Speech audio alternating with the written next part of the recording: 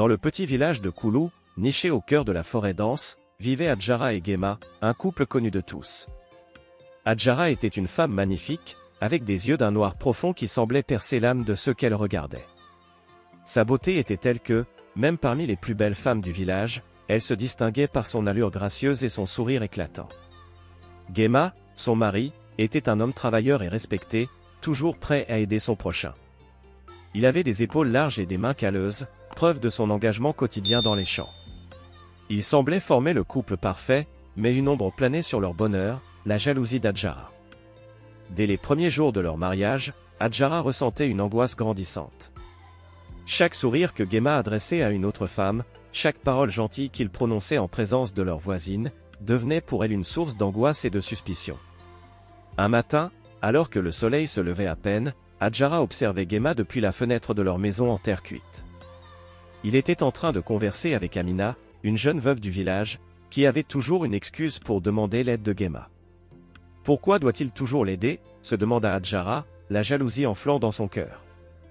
Gema, conscient de cette jalousie dévorante, faisait de son mieux pour apaiser les craintes de sa femme. Il évitait de regarder les autres femmes dans les yeux, réduisait ses interactions avec elles au strict minimum, et consacrait le plus de temps possible à Adjara. Mais rien ne semblait suffire. Plus il essayait de la rassurer, plus les doutes d'Adjara grandissaient.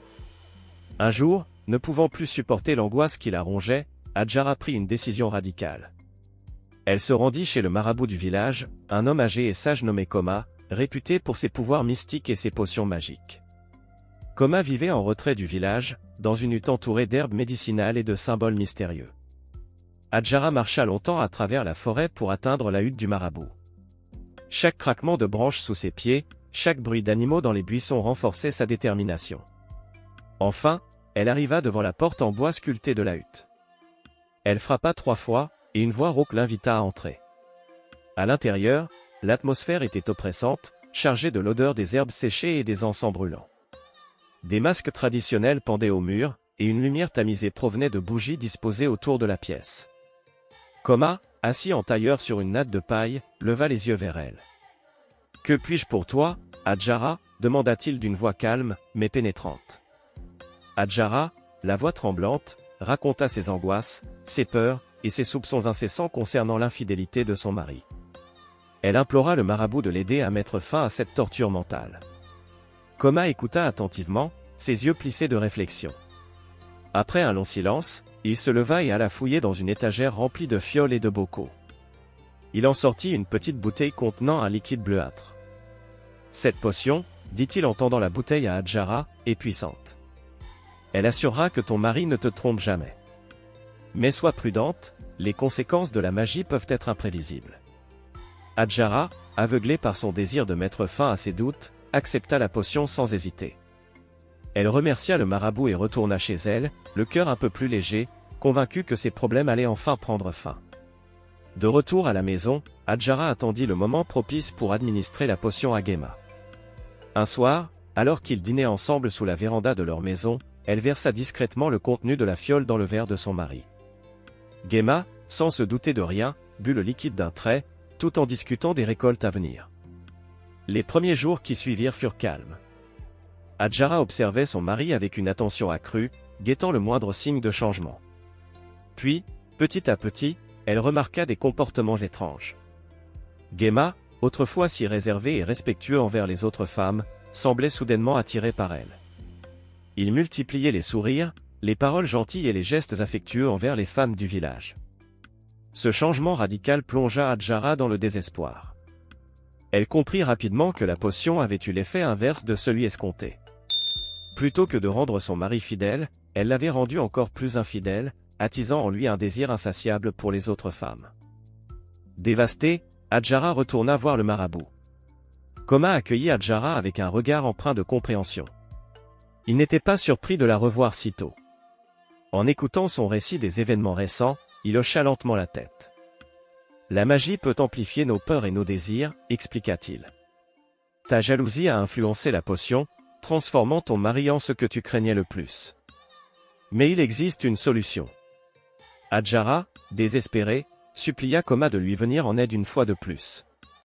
Le marabout, après un moment de réflexion, lui proposa une solution aussi surprenante qu'effrayante. Pour neutraliser l'effet de la potion, dit-il, Gemma doit prendre une deuxième épouse. Cela apaisera l'énergie déséquilibrée et rétablira l'harmonie dans votre foyer. Adjara fut d'abord horrifiée par cette suggestion. Comment pourrait-elle partager son mari avec une autre femme? Mais face à l'alternative de voir Gemma continuer à courir après toutes les femmes du village, elle se résolut à envisager cette solution. De retour chez elle, Adjara se tourmenta pendant des jours, pesant le pour et le contre de la proposition du marabout. Elle consulta les sages du village, des femmes plus âgées qui avaient vécu de nombreuses épreuves. Elles lui offrirent des conseils empreints de sagesse, lui rappelant que parfois, la paix et l'harmonie nécessitent des sacrifices. Une sage du village, Maman Kimba, prit Adjara à part et lui raconta une histoire de son propre passé. Lorsque j'étais jeune, dit-elle, j'ai aussi souffert de la jalousie. Mon mari était beau et courtois, et les femmes tournaient autour de lui. J'ai compris que ce n'étaient pas ses actions qui causaient ma douleur, mais mes propres insécurités. J'ai dû apprendre à faire confiance et à respecter notre lien. Ces paroles résonnèrent profondément en Adjara, et elle prit sa décision. Elle en parla à Gemma, lui expliquant la situation et la solution proposée par le marabout. Gemma, bien que surpris, accepta avec humilité. Il promit de faire tout ce qui était en son pouvoir pour restaurer la paix dans leur foyer. Avec l'accord et la bénédiction d'Adjara, Gemma prit une deuxième épouse, une jeune femme du village nommée Sira. Contrairement aux craintes d'Adjara, Sira se montra respectueuse et bienveillante, désireuse de vivre en harmonie avec la première épouse.